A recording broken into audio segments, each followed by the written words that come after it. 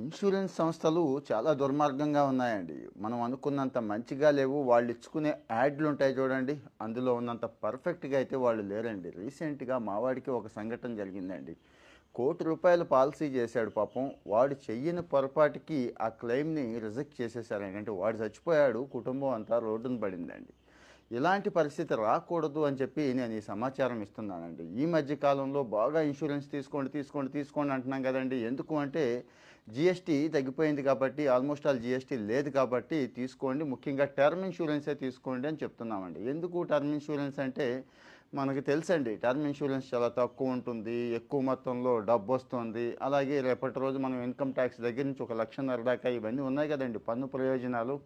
అవన్నీ కూడా పొందొచ్చు. Very, very important and safe side insurance term insurance అనుకుంటాం కదా! కానీ దీన్ని అడ్డు పెట్టుకొని కూడా మనకు తెలుసు మన ఇన్సూరెన్స్ కంపెనీలు ఎంత ఘోరంగా ఉంటాయో, ఎంత దారుణంగా మోసం చేస్తాయో, అలాగే వాడిని మోసం చేశాయి. పాపం వాడు లేడు ఇప్పుడు, కుటుంబం రోడ్డున పడింది. ఆ పరిస్థితి మనకు రాకూడదు అంటే ఇక్కడ కొన్ని పాయింట్స్ చెప్తాను.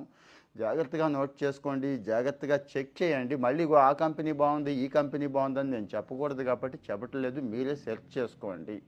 ఇక విషయానికి వచ్చేస్తానండి. సిఎస్ఆర్ అంటాం, క్లెయిమ్ సెటిల్మెంట్ రేషియో. జాగ్రత్తగా ఉండండి. ఒక కంపెనీ ఒక 100 అప్లికేషన్లు తీసుకుందనుకోండి, ఇన్సూరెన్స్ కట్టించుకుందనుకోండి.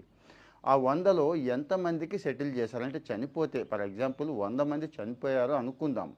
చనిపోయిన వాళ్ళల్లో ఎంతమందికి, సపోజ్ 98 సెటిల్మెంట్ రేషియో అంటే 98 మందికి ఇచ్చినట్టు, 99 అయితే 99 మందికి ఇచ్చినట్టు. అంటే అంతే ఉంటుందండి. యావరేజ్గా 95, 100 మధ్య చెక్ చేసుకోండి. అలాంటి వాళ్ళకి మాత్రమే మీరు ప్రిఫరెన్స్ ఇచ్చి ఇన్సూరెన్స్ తీసుకోండి. ఆల్రెడీ మీరు తీసుకున్న ఇన్సూరెన్స్ ఏదైనా తేడాగా ఉందనుకోండి, ఓకే, దాన్ని కూడా ఇటు మనం ట్రాన్స్ఫర్ చేసుకోవచ్చు. ఐఆర్డీఏ ఇప్పుడు చాలా మంచి సమాచారం ఇస్తోందండి.